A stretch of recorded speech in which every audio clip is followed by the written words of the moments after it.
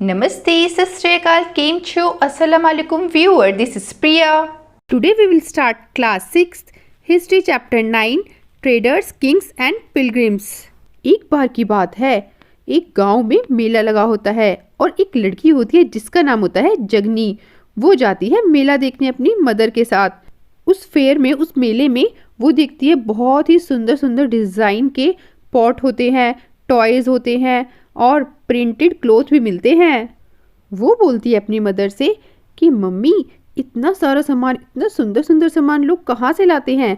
तो उसकी मदर बताती हैं कि बेटा, ये सारी चीज़ें लाते हैं ट्रेडर्स। जहाँ पे सामान बनता है वहाँ से ट्रक और बसेस में लोड करके यहाँ पर लेकर आते हैं मेले में, जिससे कि इसको बेचे। और फिर ये क्या करते हैं, जब मेला ख़त्म हो जाता है तो ये सामान लेके अपना वापस चले जाते हैं और फिर दोबारा से जब मेला लगता है तो अपना सामान ये फिर दोबारा से लेकर आ जाते हैं। How to find out about trade and traders. Trade मतलब व्यापार और ट्रेडर्स जो व्यापारी होते हैं। इनको हम कैसे पता लगा पाते हैं कि ट्रेड और ट्रेडर्स हैं? ट्रेडर्स वो लोग होते हैं जो एक जगह से सामान को दूसरी जगह ले जाते हैं सेल करने के लिए, बेचने के लिए। क्या आपको पता है कि पहले के टाइम पे साउथ इंडिया में रोमन एम्पायर से लोग आते थे।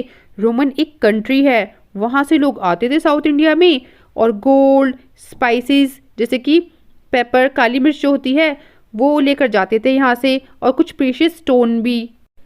पेपर को तो ब्लैक गोल्ड बोला जाता था। ये सुनने के बाद चीकू बोलता है, वाह, मैं भी जाऊंगा और ब्लैक गोल्ड बेच के आऊंगा और खूब पैसे कमा के लाऊंगा रोम से। तभी प्रिया मैम बोलती है, अरे बुद्धू, वो पहले के टाइम की बात हो रही है, ना कि अभी के टाइम की। चलो पढ़ाई में ध्यान लगाओ। तो ये सारा सामान लेकर जाया जाता था शिप से, सी के थ्रू या फिर लैंड से। ये ट्रेड की स्टोरी हमें साउथ इंडिया से पता चली, क्योंकि साउथ इंडिया में ना बहुत सारे रोमन गोल्ड कॉइन मिले थे। तो उससे लोगों ने सोचा कि पक्का यहाँ भी ट्रेड होता होगा। हमारी कंट्री में ट्रेडर्स अरेबियन सी और बे ऑफ बंगाल से होते हुए आते थे।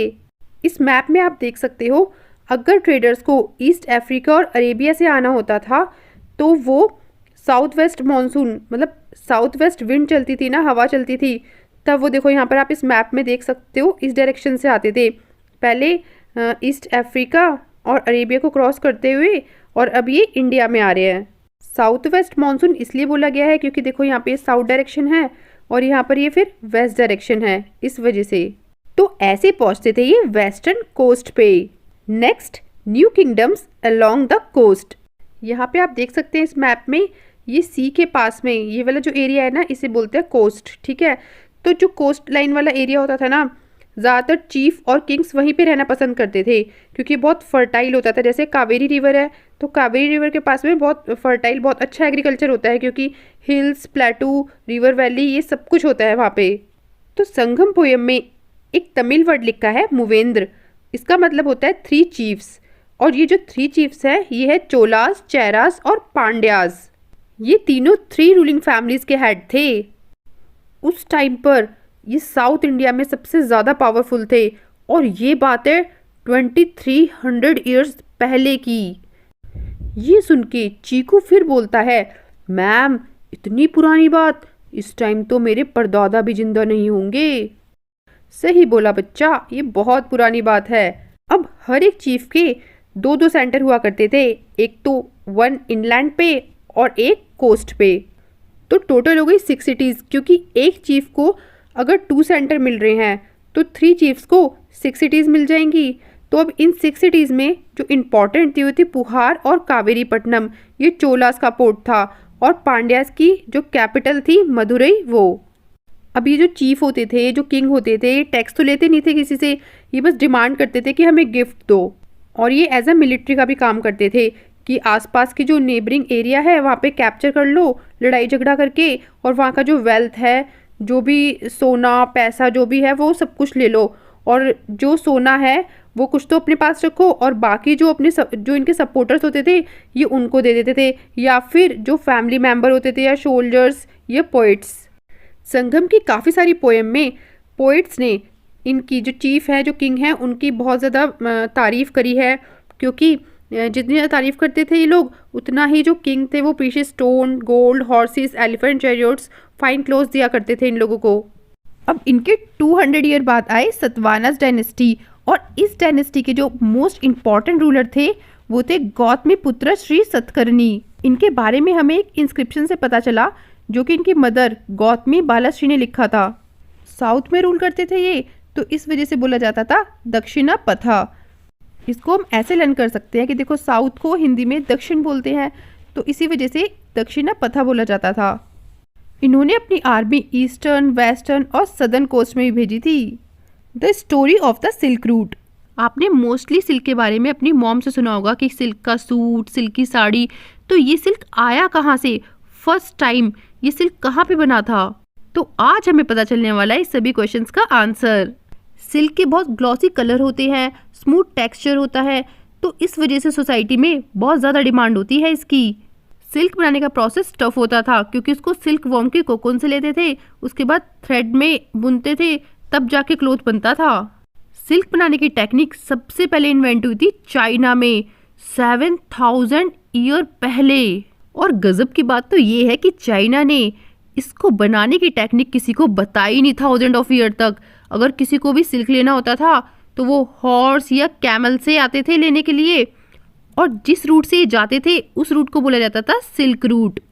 कभी कभी जो चाइनीज रूलर थे ना, वो ईरान और वेस्ट एशिया के रूलर को सिल्क गिफ्ट करते थे। इस तरीके से जो वेस्ट एशिया थी ना, वहाँ पर सिल्क के बारे में पता चला, और 2000 ईयर पहले सिल्क को पहनना एक फैशन में आ गया था। जो रिच पीपल होते थे ना, जो अमीर लोग होते थे रोम के, वो सिल्क पहनते थे क्योंकि सिल्क बहुत एक्सपेंसिव था, महंगा था, हर कोई नहीं ले पाता था। क्योंकि सिल्क को ना बहुत डेंजरस रोड से लेते हुए, माउंटेन से, डेजर्ट से होते हुए तब लेकर आते थे। तो जो भी ट्रेडर्स थे ना, वो बहुत एक्सपेंसिव, बहुत हाई प्राइस में बेचते थे सिल्क को। और ऐसे रूट से आते हुए, ऐसे रास्ते से आते हुए ट्रेडर्स को कुछ पेमेंट भी करनी पड़ती थी वहाँ के लोगों को। इसी वजह से ज़्यादातर जो किंग थे वो कोशिश करते थे कि ये जो सिल्क रूट है, जिस रूट से सिल्क को लेकर जा रहे हैं, इस पर कब्जा कर लो, क्योंकि जो भी जाएगा सिल्क रूट से वो हमें टैक्स देते हुए जाएगा या फिर गिफ्ट देगा। जो भी ट्रेडर्स जाएंगे उनको ट्रिब्यूट, टैक्स और गिफ्ट देने पड़ेंगे, और इसके रिटर्न में हम लोग उनकी प्रोटेक्शन करेंगे कि तुम्हें जो तुम्हारा सिल्क है उसे कोई चोरी नहीं करेगा और तुम लोग आराम से जा सकते हो इस रास्ते से। 2000 ईयर्स पहले जो कुशाना थे वो सबसे अच्छे रूलर माने जाते थे सिल्क रूट के। उन्होंने अपना रूल सेंट्रल एशिया और नॉर्थ वेस्ट इंडिया में कर लिया था। इनके अंडर में ना 2 मेजर सेंटर थे, पेशावर और मथुरा। तक्षशिला भी इन्हीं के किंगडम में इंक्लूडेड था। तो इनका जो रूल था ना, वो पूरे सिल्क रूट पे, जहाँ सेंट्रल एशिया से लेकर और जो इंडस रिवर है ना उसके माउथ पे जो सी पोर्ट थे जितने भी, वो सारे इसी के अंडर में थे। और यहीं से वो जो सिल्क था वो शिफ्ट होती थी रोमन एम्पायर में। कुशाना ही वो रूलर थे जिन्होंने सबसे पहले गोल्ड कॉइन को इशू किया था। इंपॉर्टेंट है, एग्जाम में आ सकता है, तो आप ये नोट डाउन कर लेना। और ये कॉइन ट्रेडर्स यूज करते थे सिल्क रूट पे। The spread of Buddhism. अब मोस्ट फेमस कुशाना रूलर थे कनिष्का। इन्होंने 1900 ईयर पहले रूल किया था। इन्होंने एक बुद्धिस्ट काउंसिल बनाई थी, उसमें इंपॉर्टेंट मैटर डिस्कस होते थे। और एक अश्वघोषा पोएट थे जिन्होंने बुद्धा के बारे में बायोग्राफी लिखी थी जिसका नाम था बुद्ध चरिता। बुद्धिज़्म काफ़ी सारे फॉर्म में होते थे, जैसे कि महायाना बुद्धिज़्म। तो जो महायाना बुद्धिज़्म है ना, उनको 2 डिस्टिंक्ट फीचर में बताया गया है कि पहले क्या होता था कि कोई स्कल्पचर नहीं होता था बुद्धा का। पीपल ट्री यानी कि कोई जैसे ट्री है उसका ही स्कल्पचर होता था, उसी की मूर्ति होती थी, बुद्धा की कोई मूर्ति नहीं होती थी। लेकिन बाद में बुद्धा की मूर्ति बनाई गई मथुरा और तक्षशिला में। अब सेकंड चेंज यह आया बुद्धिज़्म में कि बोधिसत्वास, यानी कि जिस पर्सन को एनलाइटमेंट ज्ञान मिलता था तो वो अपना जो जैसे ज्ञान मिल गया उसे, तो वो कहीं भी जा सकता है शांति वाली जगह पे और मेडिटेशन कर सकता है। बट ये करने के बजाय वो लोग पूरे वर्ल्ड में जाते थे, लोगों की हेल्प करते थे, लोगों को इस बारे में बताते थे। बोधिसत्वा की वर्शिप, पूजा होने लगी काफ़ी सारी कंट्रीज़ में, जैसे कि यहाँ पे कुछ पॉपुलर कंट्रीज़ बताई गई है, central Asia, China, Korea, Japan. Buddhism western और सदर्न इंडिया में भी अच्छे से स्प्रेड हो गया था, फैल गया था। तो जो वहाँ पे हिल्स होती थी ना, तो उन हिल्स को कट करके केव बनाई जाती थी और काफ़ी सारे मॉन्क वहीं पे रहते थे। मॉन्क्स के लिए ये केव किंग, क्वीन, मर्चेंट्स और फार्मर्स बनवाते थे। ज़्यादातर केव्स वेस्टर्न घाट पे होती थी, तो इस वजह से जो ट्रेडर्स थे ना, वो भी अगर आते थे जब इंडिया में, तो वो भी इस केव में रुक जाते थे, मोनेस्ट्रीज में रुक जाते थे, जो धर्मशाला होती थी। अब साउथ ईस्टवर्ड की बात करें तो श्रीलंका, म्यांमार, थाईलैंड और भी काफ़ी सारे पार्ट साउथ ईस्ट एशिया का, जैसे कि इंडोनेशिया, यहाँ भी बुद्धिज़्म स्प्रेड हो गया था, फैल गया था। इस एरिया में सबसे ज़्यादा थेरावाड़ा बुद्धिज़्म पॉपुलर था। ऐसे ही काफ़ी सारे बुद्धिज़्म के पार्ट्स होते हैं। The quest of the pilgrims. अब पिलग्रिम मतलब तो आपको पता ही होगा, तीर्थयात्री जो होली प्लेसेस पे जाते हैं एक जगह से दूसरी जगह पर। तो उस टाइम पर ना जो ट्रेडर्स थे वो लैंड के थ्रू आते थे, कारावंस और शिप्स के थ्रू। तो इसी तरीके से पिलग्रिम्स भी आते थे उस टाइम पर, इसी रूट को फॉलो करते करते। यहाँ पे 3 पिलग्रिम्स के बारे में बताया गया है जो चाइना से आए थे, चाइनीज़ बुद्धिस्ट पिलग्रिम्स, फाइयान, वेंगजैंग और आइंग। फाइयान आए थे 1600 ईयर पहले, वेंगजैंग आए थे 1400 पहले और आइंग आए थे वेंगजैंग के 50 ईयर्स बाद। अब ये पिलग्रिम्स बुद्धा को मानते थे, तो ये उसी प्लेस पे जाते थे जहाँ पे बुद्धा की लाइफ से कुछ रिलेटेड था और मोनेस्ट्रीज थी, वहाँ पे विजिट करते थे। जब ये जाते थे तो अपनी जर्नी में, मतलब ये जो यात्रा करते थे, तो उसमें एक अपने साथ में बुक रखते थे, जिससे कि उस बुक में लिख सके कि इन्होंने क्या क्या डेंजरस चीज़ें फेस करी और कैसे ट्रैवल किया, क्या क्या देखा, और उस बुक को अपने साथ ही रखते थे जब तक ये वापस ना आ जाते थे अपनी कंट्री में। चलो बच्चों, अब मैं बताती हूँ कि फाहियान जब इंडिया से वापस जा रहे थे चाइना, तो उनको क्या क्या प्रॉब्लम फेस करनी पड़ी। वो बंगाल से जा रहे थे, और जब वो बंगाल से जा रहे थे तो काफ़ी भयानक तूफान आया। अब इस तूफान में ना जो भी मर्चेंट थे जो शिप में बैठे हुए थे, उन्होंने अपना सामान फेंक दिया जिससे कि शिप ना डूब जाए, लेकिन इन्होंने बुक्स को और एक स्टैचू था बुद्धा का, उसको अपने पास रखा, बाकी सारी चीज़ें फेंक दी। इस तूफान ने इनको 13 डेज तक परेशान किया। इस तूफान के अंदर ना तो ईस्ट का पता चल रहा था ना वेस्ट का, बस सन, मून और स्टार्स दिख रहे थे। ऐसे ही जब ये जावा गए थे, जावा इंडोनेशिया में है, तब इनको 90 डेज तक फेस करना पड़ा था ये सारी प्रॉब्लम को। ये वहाँ पर 5 मंथ तक रहकर आए थे और फिर दोबारा अपने चाइना में आ गए थे।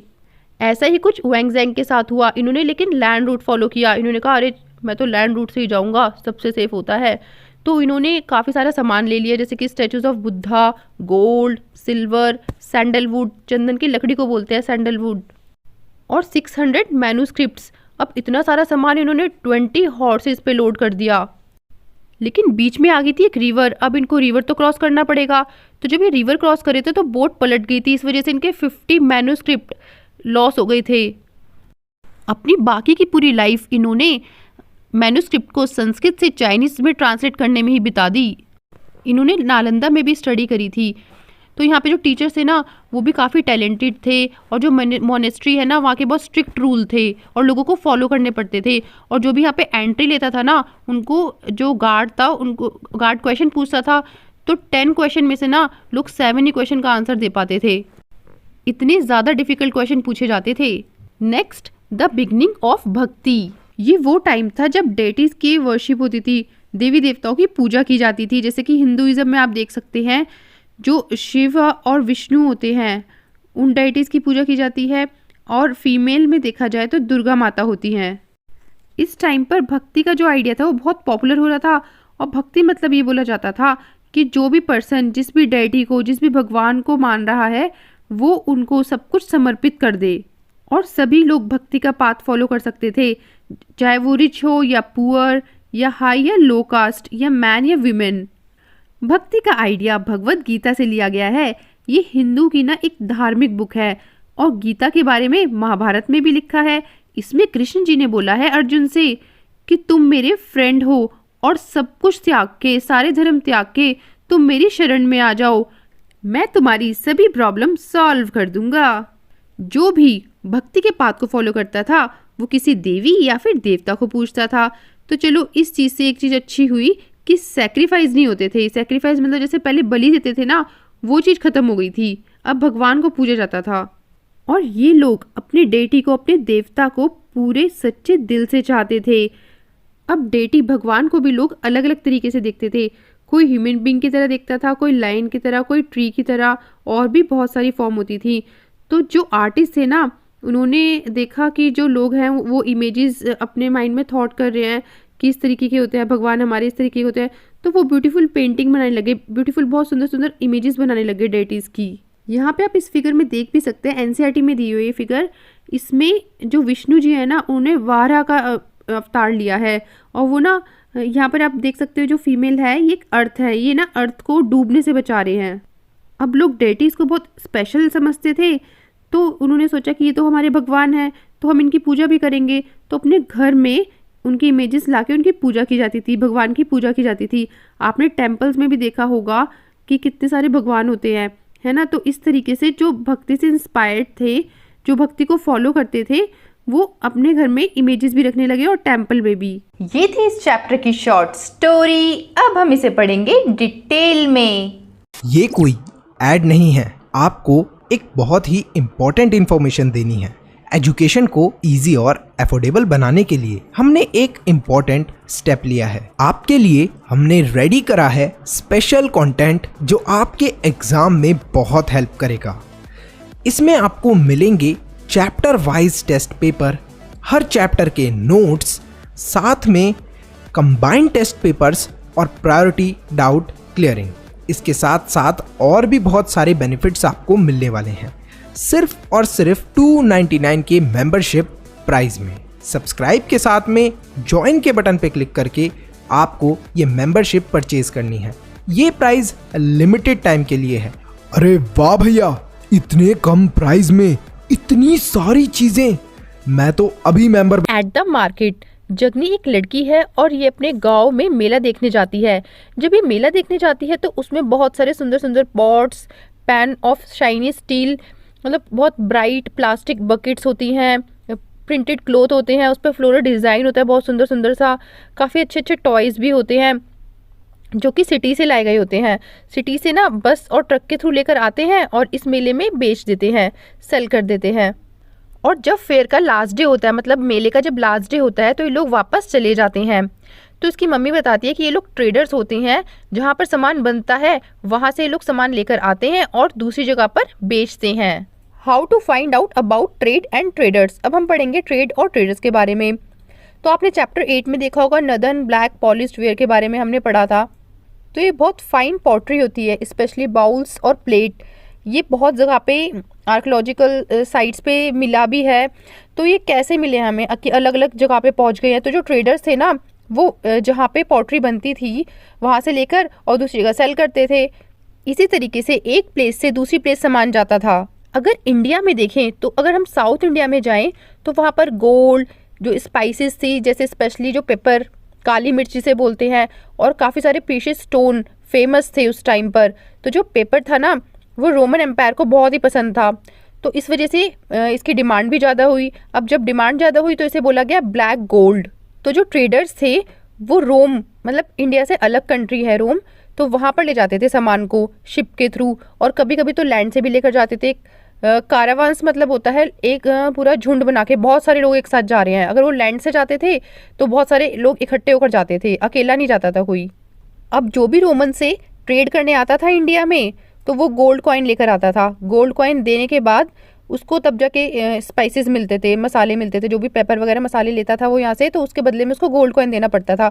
तो रोमन के जो गोल्ड कॉइन है ना, वो साउथ इंडिया में पाए गए हैं इसीलिए। कैन यू थिंक, क्या आप सोच सकते हैं कैसे और क्यों ये लोग इंडिया आते थे? अगर आपको इसका आंसर पता है तो मुझे कमेंट सेक्शन में बताओ। A poem about trade. अब इस पोएम से हमें पता चलेगा कि किस किस चीज़ों का व्यापार हुआ करता था उस टाइम पर। तो हॉर्सेस बाहर से मंगवाए जाते थे क्योंकि इंडिया में हॉर्स नहीं हुआ करते थे उस टाइम पर। और यहाँ से पेपर, जो ब्लैक पेपर मसाला होता है, काली मिर्च होती है, वो बाहर ले जाया जाता था क्योंकि फॉरेन कंट्री में ब्लैक पेपर नहीं मिलता था। जेम्स और गोल्ड हिमालय के साइड में मिलते थे, जो हमारी कंट्री में हिमालय वाला एरिया है ना, वहाँ पर ये सब चीज़ें मिलती थी। और सैंडलवुड वेस्टर्न हिल्स में मिलते थे। पर्ल्स सदर्न एशिया में मिलता था, सदर्न सी में मिलता था। और कोरल्स ईस्टर्न ओशियंस में मिलते थे। और गंगा और जो कावेरी वाला एरिया है ना, वहाँ पे क्रॉप बहुत अच्छी होती थी। फूड स्टफ्स श्रीलंका में अच्छा होता था। पॉटरी म्यांमार में होती थी। तो इस तरीके से हमें पता चलता है कि क्या क्या चीज़ें इंपोर्ट होती थी और क्या क्या चीज़ें एक्सपोर्ट होती थी। मतलब कि क्या क्या चीज़ें इंडिया में लाई जाती थी और क्या क्या चीज़ें इंडिया से भेजी जाती थी। जो दूसरी कंट्री से ट्रेडर्स आते थे तो बहुत सारे सी रूट को फॉलो करते थे, जिसको जो अच्छा लगता था वो वाला सी रूट फॉलो करता था। जैसे कि कुछ अरेबियन सी से आते थे तो कुछ बे ऑफ बंगाल से आते थे।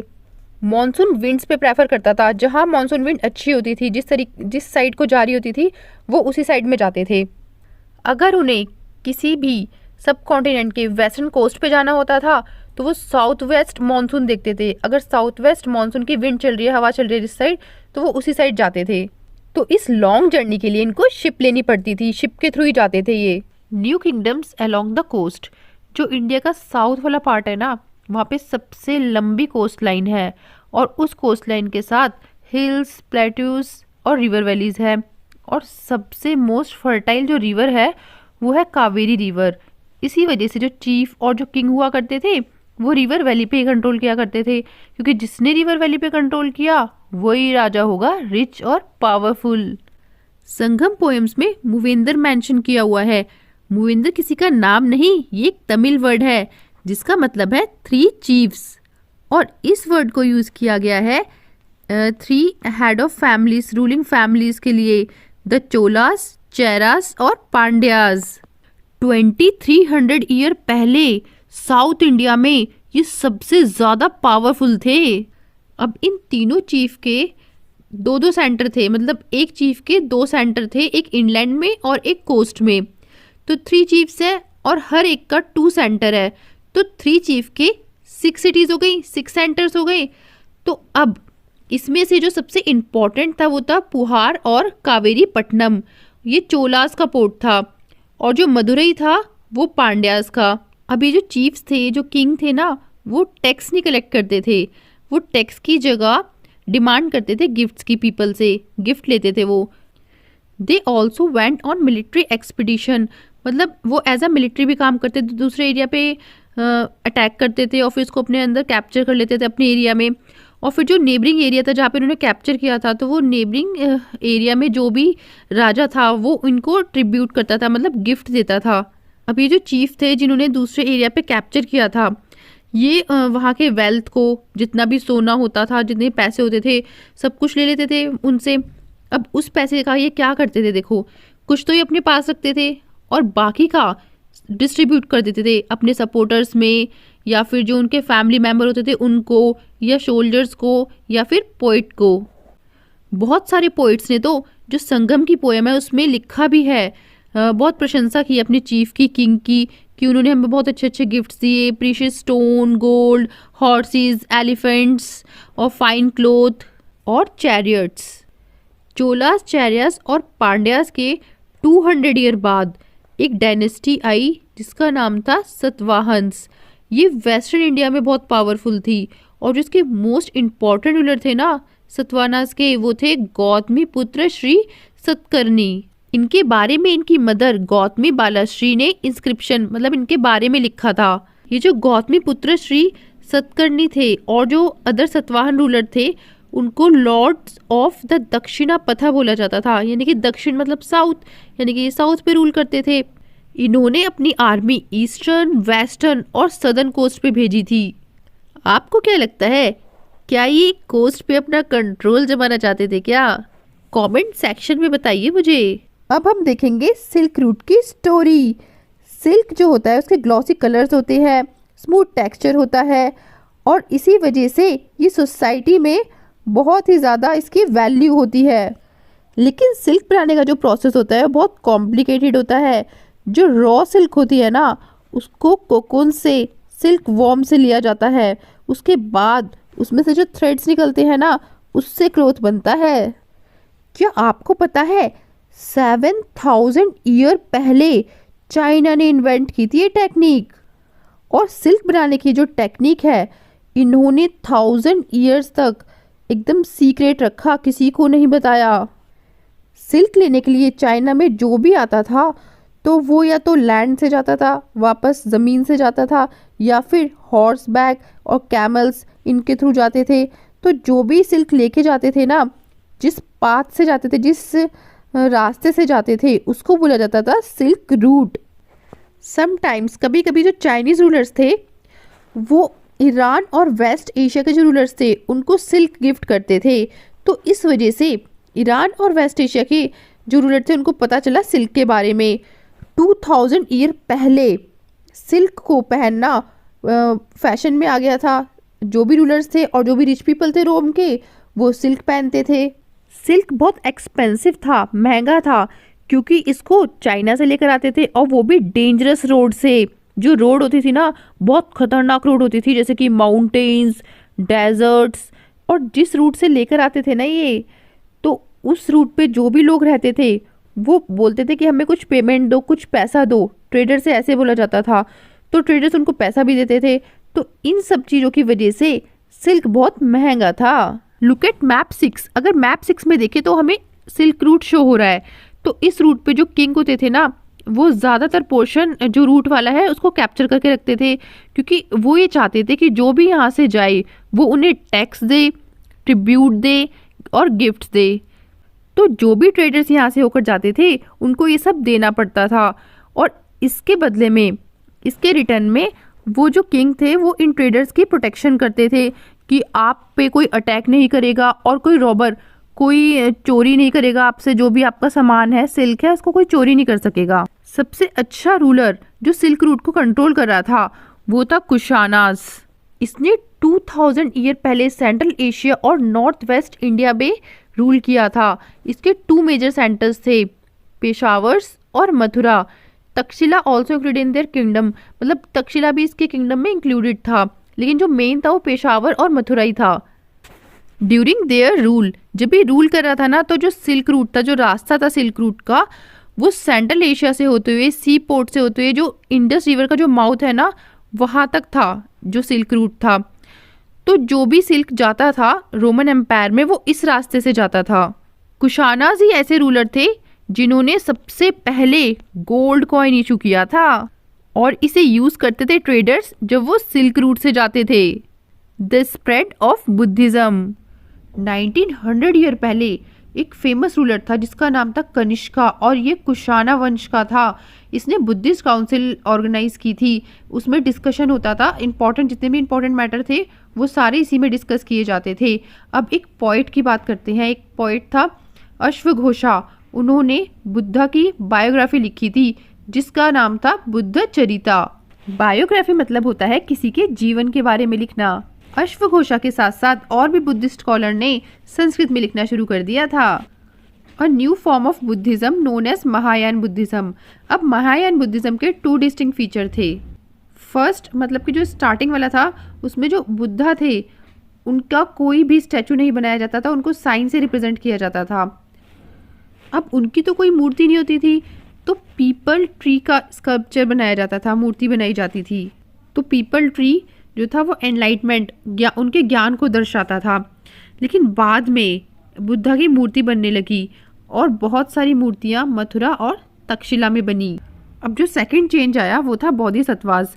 अब बोधिसत्वास में वो लोग होते थे जिनको एनलाइटमेंट, जिनको ज्ञान मिल जाता था। अब जिनको भी नॉलेज मिल जाती थी, एनलाइटमेंट मिल जाता था, तो वो उस नॉलेज के बाद है ना अपने आप को आइसोलेट कर लेते थे और मेडिटेशन करते थे। उस जो ज्ञान मिला था उन्हें, उस चीज़ को वो मेडिटेट करते थे, मेडिटेशन करते थे, और बिल्कुल पीस में, मतलब शांति वाले एरिया में।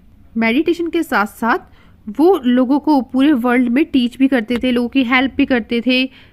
बोधिसत्वास बहुत पॉपुलर हो गए थे काफ़ी सारी कंट्री में, जैसे कि सेंट्रल एशिया, चाइना और बाद में Korea and Japan. Buddhism western और सदर्न इंडिया में भी स्प्रेड हो गया, फैलता गया। और हिल्स में ना, जो हिल्स को थोड़ा हॉलो करके केव बनाई जाती और उसमें रहते थे मॉन्क्स जो बुद्धिज़्म को फैलाते थे। कुछ जो केव्स थी वो किंग्स और क्वीन के ऑर्डर पे बनाई जाती थी और कुछ मर्चेंट्स और फार्मर्स के। ज़्यादातर जो केव्स थी वो वेस्टर्न घाट पे बनाई जाती थी, और जो इसकी रोड थी ना वो काफ़ी कोस्ट वगैरह से कनेक्टेड थी। अब ये जो केव्स थी ये कोस्ट के पास बनी हुई थी, तो अब ट्रेडर्स भी तो आएंगे। अब ट्रेडर्स भी इस मोनेस्ट्री, इस धर्मशाला में रुकते थे। तो इन केव्स में मॉन्क्स भी रहते थे जो बुद्धिज़्म को स्प्रेड करते थे, और ट्रेडर्स आते थे कभी कभी, तो वो भी इसमें रुक जाते थे। बुद्धिज़्म को साउथ ईस्ट वर्ल्ड से लेकर श्रीलंका, म्यांमार, थाईलैंड और भी काफ़ी सारे साउथ ईस्ट एशिया के पार्ट जैसे इंडोनेशिया तक फैलाया गया। इन सभी एरिया में जो ओल्डर फॉर्म था ना बुद्धिज़्म का, थेरावाड़ा बुद्धिज़्म, वो पॉपुलर हुआ। यहाँ पे आप देख भी सकते हैं जो लेफ्ट हैंड साइड में बनी है बुद्धा की मूर्ति वो मथुरा में बनाई गई है, और जो राइट हैंड साइड में वो तक्षशिला में। तो आप यहाँ पे देख सकते हैं, देखो कुछ कुछ डिफरेंस है ना। तो मूर्ति बनाने के टाइम पे कुछ कुछ डिफरेंस भी आता था। ऐसा नहीं होता था कि जैसा मथुरा में बनाया है वैसा ही एग्जैक्ट तक्षशिला में बनाए। यहाँ पे आप देख सकते हैं कैसे हिल को कट करके केव बनाई जाती थी। नेक्स्ट हम देखेंगे द क्वेस्ट ऑफ पिलग्रिम्स। हमें ये तो पता है कि जो ट्रेडर्स थे वो उनको अगर लैंड से जाना होता तो वो कारवंस से जाते थे, और अगर उनको सी से जाना होता तो वो शिप से जाते थे। तो पिलग्रिम्स भी कुछ यही रूट फॉलो करते थे। पिलग्रिम्स तीर्थयात्री को बोलते हैं। कोई भी मैन या विमेन बहुत लंबी यात्रा करके होली प्लेसेस पे जाता है उसे बोलते हैं पिलग्रिम्स। यहाँ पे 3 चाइनीज बुद्धिस्ट पिलग्रिम्स के बारे में बताया गया है। 1600 ईयर पहले फाइयान आए थे, 1400 ईयर पहले वेंगजेंग आए थे, और वेंगजेंग के 50 ईयर्स बाद आए थे आइंग। ये 3 नेम अगर आपको लर्न हो गए हो तो आप कमेंट सेक्शन में लिखना। ये मोनेस्ट्रीज में और जहाँ पे बुद्धा से रिलेटेड, उनकी लाइफ से रिलेटेड जो भी प्लेसेस थी वहाँ पे विजिट करते थे। ये पिलग्रिम्स जर्नी मतलब जब ये यात्रा कर रहे होते थे तो उस टाइम पे जो भी इनको डेंजरस चीज़ें फेस करनी पड़ती थी ट्रैवलिंग में, और सभी कंट्रियों में मोनेस्ट्रीज में जाते थे, उनके बारे में ये सब कुछ एक बुक में लिखते थे और उस बुक को अपने साथ ही रखते थे। यहाँ पे इस बॉक्स में आप देख सकते हैं फाइयान की स्टोरी लिखी हुई है कि ये चाइना में कैसे रिटर्न हुए, दोबारा चाइना कैसे गए। तो फाइयान जब जा रहे थे ना तो ये बंगाल से जा रहे थे, और जिस शिप में जा रहे थे उसमें कुछ मर्चेंट्स बैठे हुए थे, लेकिन एक तूफान आता है बहुत ज़ोर से, तो जितने भी मर्चेंट्स होते हैं ना वो अपना सामान फेंक देते हैं जिससे कि शिप डूब ना जाए। तो इनके पास भी कुछ पर्सनल बिलोंगिंग्स जो इनका सामान था ना इन्होंने फेंक दिया, लेकिन इन्होंने अपनी बुक्स नहीं फेंकी, और जो एक स्टेचू था बुद्धा का वो अपने साथ रखा। 13 दिन तक ये तूफान चला और आसपास इनको कुछ भी नहीं दिखाई दे रहा था, ना ईस्ट दिख रहा था ना वेस्ट दिख रहा था, बस सन मून और स्टार्स ही दिख रहे थे। ऐसे ही जब ये जावा गए तो इनको 90 डेज लगे। जावा इंडोनेशिया में है, वहाँ पे 5 मंथ रुके और उसके बाद चाइना के लिए रिटर्न हो गए, चाइना में वापस आ गए। नेक्स्ट स्टोरी हम देखेंगे वेंगजेंग की। इन्होंने लैंड रूट फॉलो किया था, ये सी से नहीं गए थे। तो जब ये चाइना जा रहे थे ना तो इन्होंने बुद्धा के काफ़ी सारे स्टैचूज, गोल्ड, सिल्वर, सैंडलवुड, जो चंदन की लकड़ी होती है उसे बोलते हैं हम सैंडलवुड, और 600 मैन्युस्क्रिप्ट लेके गए थे ये। इन्होंने 20 हॉर्सेज लिए और अपना सारा सामान लोड कर लिया। लेकिन जब ये जा रहे थे ना तो रास्ते में एक रिवर पड़ी, अब इन्होंने बोट ली। अब बोट में सामान जब लोड किया तो उसमें इनकी 50 मैन्युस्क्रिप्ट लॉस हो गई, क्योंकि जो बोट है ना वो पलट गई थी, उसकी वजह से इनको लॉस हो गया। लेकिन जब ये चाइना पहुँचे तो बाकी की जो मैन्युस्क्रिप्ट थी इन्होंने संस्कृत से चाइनीज़ में ट्रांसलेट की, क्योंकि इंडिया में तो पहले संस्कृत में लिखा जाता था। तो फिर इन्होंने जो जितनी भी संस्कृत में लिखा हुआ था वो सारा चाइनीज़ लैंग्वेज में ट्रांसलेट किया। Nalanda a unique centre of Buddhist learning. अब वेंगजेंग ने नालंदा के बारे में लिखा कि नालंदा बिहार में है और यहाँ पर बहुत फेमस बुद्धिस्ट मोनेस्ट्रीज है। नालंदा के टीचर्स काफ़ी टैलेंटेड थे और वहाँ पे जो रूल थे मोनेस्ट्रीज के बहुत स्ट्रिक्ट थे, हर किसी को फॉलो करना पड़ता था रूल्स। अलग अलग सिटी से लोग अपने डाउट लेकर आते थे, उनके डाउट यहाँ पर क्लियर होते थे। यहाँ का जो गेट कीपर था ना वो हर किसी से क्वेश्चन पूछता था, तब उसको एंट्री मिलती थी। तो 10 में से 7 पीपल तो आंसर कर ही नहीं पाते थे। द बिगनिंग ऑफ भक्ति। अब ये वो टाइम था जब डेटीज़ की वर्शिप होती थी, पूजा होती थी। हिंदुइज्म में देखा जाए तो जो डेटीज़ हैं वो हैं शिव, विष्णु, और अगर फीमेल डेटी देखी जाए तो वो दुर्गा हैं, दुर्गा माता। अब इस टाइम पे जो डेटीज़ है ना उनकी पूजा की जाती थी भक्ति से। भक्ति का मतलब होता है कि जो पर्सन अपने डेटी को चूज़ करता है उस डेटी को, उस भगवान को कुछ समर्पित करना, चाहे वो रिच हो, चाहे पुअर या हाई या लो कास्ट हो, या मैन या वीमेन हो, सभी को राइट था भक्ति का कि वो अपने भगवान की पूजा करे। भक्ति का आइडिया भगवत गीता में भी दिया हुआ है। ये एक हिंदू की रिलीजियस बुक है और गीता के बारे में महाभारत में भी लिखा हुआ है। इसमें कृष्ण जी बोलते हैं अर्जुन से कि तुम मेरे फ्रेंड हो और तुम सभी धर्मों को छोड़ के मेरी शरण में आ जाओ तो मैं तुम्हारी प्रॉब्लम को सॉल्व कर दूंगा। ऐसे ही वर्शिप कंट्री के डिफरेंट पार्ट में स्प्रेड होती चली गई। अब जो पर्सन भक्ति के सिस्टम को फॉलो करता था वो पूजा करने लगा अपने देवी देवता की। इस वजह से सैक्रिफाइसेस कम होने लगे। सैक्रिफाइसेस मतलब जैसे पहले बलि देते थे ना, किसी जानवर की बलि दे दी, अब वो नहीं दी जाती थी, क्योंकि अब लोग जो है वो गॉड और जो गॉडेस थे उन्हें उनकी वर्शिप करते थे, उनकी पूजा करते थे। इस सिस्टम के अकॉर्डिंग जो डिवोटी थे, जो मतलब भगवान की पूजा करते थे, और डेटी मतलब जो भगवान थे, तो जो भी डिवोटी थे वो अपने प्योर हार्ट मतलब सच्चे दिल से भगवान की पूजा करते थे। अपने जो डेटी होते थे, जो भगवान होते थे, वो या तो ह्यूमन बींग होते थे या फिर लायन या ट्री या किसी और फॉर्म में भी होते थे। इस वजह से जो आर्टिस्ट थे वो भी काफ़ी अच्छी अच्छी इमेजेस बनाने लग गए डेटीज़ की। मोस्टली आपने हिंदू रिलीजन में देखा होगा कि जो डेटी होते हैं उनकी इमेजेस होती हैं, जैसे कि शंकर भगवान की और राम जी की, सीता जी की, काफ़ी सारे भगवान की बहुत सुंदर सुंदर इमेजेस होती हैं। यहाँ पे आप देख सकते हैं ये स्टैचू मध्य प्रदेश का है और इसमें विष्णु जी ने वाराह का अवतार लिया है और ये अर्थ को बचा रहे हैं। ये आप देख सकते हैं कि विमेन है, ये विमेन को अर्थ बनाया गया है।